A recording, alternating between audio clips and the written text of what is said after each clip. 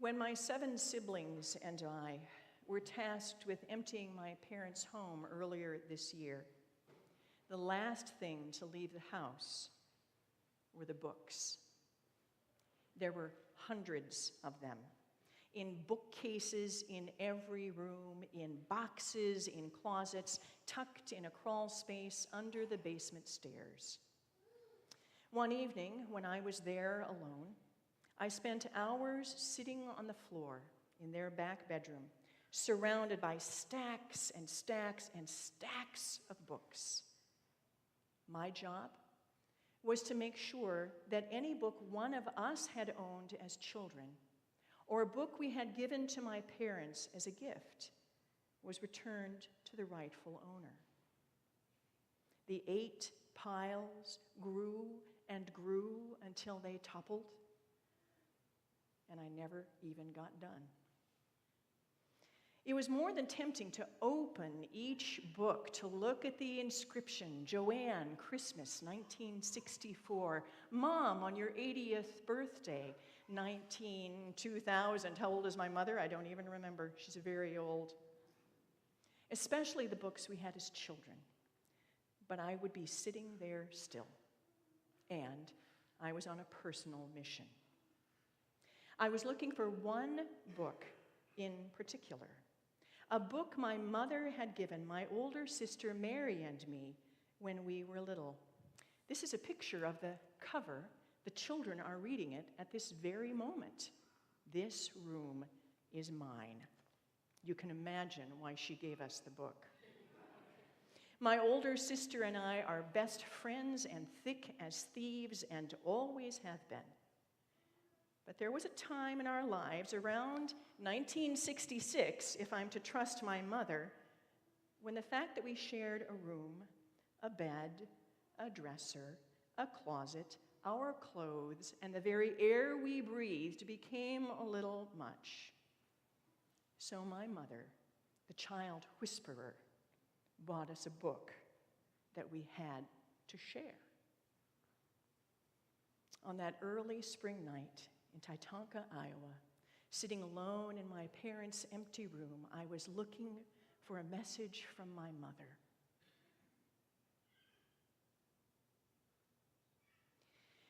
There are lots of ways to approach this morning's gospel reading. A pastor friend of mine who is unashamedly political is probably dealing with the obvious political tension in the text at this very moment. After all, Jesus was a threat to both religious and political leaders, the Pharisees and the Herodians.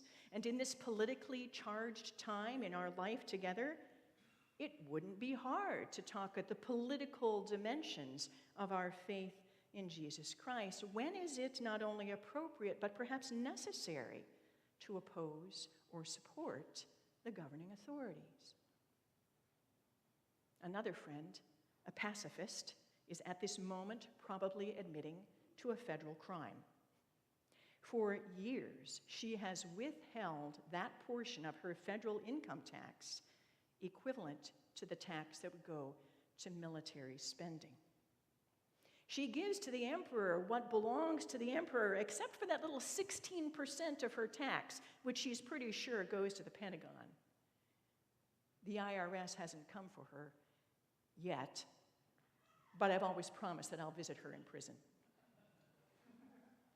We are in the early days of a capital campaign, and a less subtle and more desperate preacher than I might use this opportunity to remind you that everything you have is a gift from God, and therefore it belongs to us. Just think how happy Jesus would be if you wrote an enormous check to the capital campaign.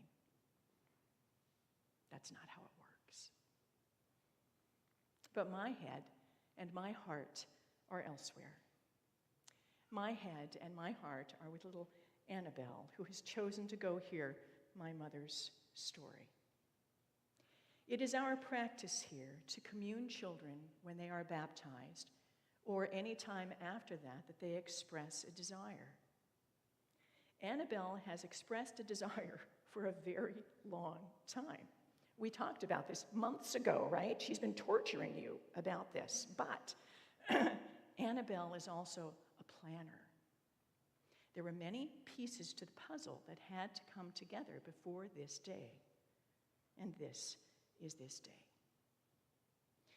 I wonder what it is like for you, her mother and father, to watch this brilliant, inquisitive, deliberate daughter stand on her little black shoes, extend her little white gloved hands to receive the bread and wine, because it was not all that many years ago you held her in your hands, carrying her to a font where you admitted a truth that none of us wants to speak.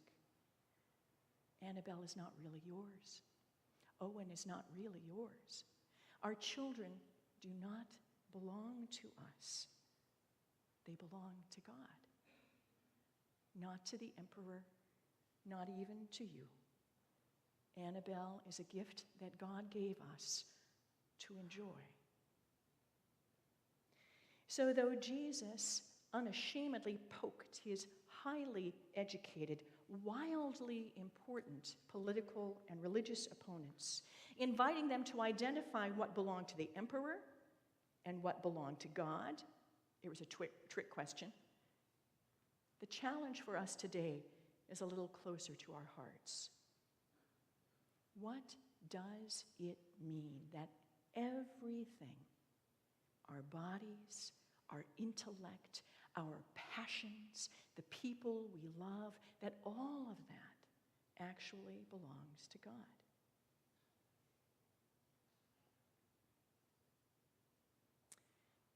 I never found the book I was looking for. I bet my sister took it. Grr. But this gospel reading put me in mind of that book and of my sister, who is a gift to me. I wanted to see that book again. I wanted to read that book again and see if what I had heard when I was Annabelle's age speaks to me still. So I went to eBay and for $36 was able to buy a $5 book. You're welcome. Part of my desire to see it again was nostalgia. I miss my mother's voice reading to me. But part of it was a desire to share something given to me with you and with our children. This simple little story speaks a truth that Pharisees and Herodians struggle to understand. When we imagine that our stuff belongs to us, when we imagine that my room belongs to me, I am in fact dividing my heart from your heart, my life from your life, my good from what is good for you.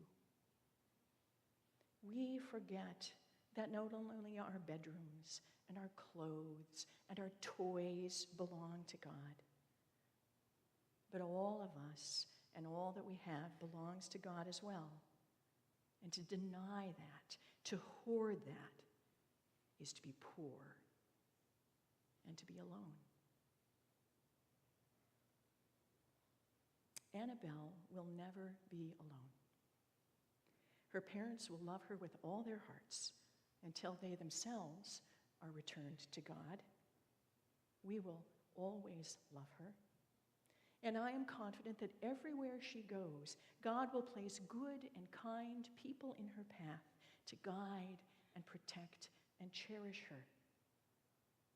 And I know this to be true because Annabelle doesn't belong to us. This building doesn't belong to us. Our stuff doesn't belong to us. Our money doesn't belong to us. The people we love, they don't belong to us. I was exactly Annabelle's age when Mom handed "This room is mine" to my sister and me. The two sisters in the story shared a room and a closet and a dresser and a bed and the very air that they breathed. You would think that my mother had written the book. And in the end, they realized that if they were to divide all that stuff, if they were to say, "This is mine and this is mine," that they would lose each other. And my mother was saying, "Mary, JoAnn, There is nothing worth losing your sister over.